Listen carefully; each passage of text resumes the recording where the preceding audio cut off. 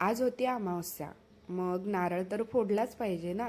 तर श्री स्वामी समर्थ, स्वागत आहे तुमचं माझ्या डेली व्लॉगमध्ये. आज सकाळीच मिस्टरांनी दिवाबत्ती वगैरे लावली आणि नारळ वगैरे फोडून घेतला आणि मग ते ऑफिसला गेले. आणि टिफिन वगैरे मी दिलाच होता. तर नंतर मग मी आमच्यासाठी, माझ्यासाठी आणि श्रीयूसाठी पोहे बनवले होते. तर त्याचा नैवेद्य दाखवला, आम्ही नाश्ता वगैरे करून घेतला.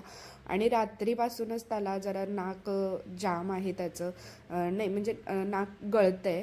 तर सर्दी झाली आहे. तर हे सगळे कपाटात जे औषधं होते त्यांचे फोटो काढून मी माझ्या डॉक्टर मैत्रिणीला पाठवले आणि तिला विचारलं की असं असं आहे तर मी कोणतं औषध देऊ, कारण मोस्टली ही औषधं तशीच पडून राहतात कपाटात. तर मी तिला विचारूनच त्याला डोस दिले. आणि हे ह्यांचं पार्सल आलं होतं. तर ते पार्सल घेतलं आणि खाली गेलो. आणि तुम्ही आता ओळखलंच असेल, मी शरणवला ट्युशनला सोडायला चालली होती. तर खाली सनसेटचा एक व्ह्यू घेतला, मस्त वाटत होता सनसेट.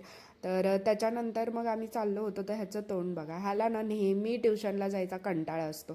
तर रोज मला विचारत असतो की आज राहू दे का जायचं, मी आज खेळू का. तर मी जबरदस्ती त्याला ट्युशनमध्ये पाठवून आली. आणि आल्यानंतर बघा, स्कूलमधनं आल्या आल्या हा काय आहे तो महल म्हणा, आर्मी म्हणा, काय म्हणा, ते तयार करून ठेवलं होतं. आणि ह्याला हात लावायची हिंमत तर माझ्यात नाही आहे, कारण हात लावला, हे जरा जरी काढलं तर लगेच आमचे साहेब फुगून बसतात.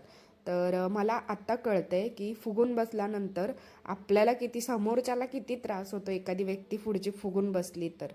तर मग मी हे काय उचलायचं वगैरे भानगडीत पडत नाही. पण जर लादी पुसायची असेल आणि जास्तच कचरा असेल त्या भागात, तर मी उचलते आणि मग त्याच्यासाठी एक छान असं कारण रेडी ठेवते. तर ठीक आहे. तर आजच्या व्लॉगमध्ये एवढंच. लवकरच भेटू नवीन व्लॉगमध्ये. बाय.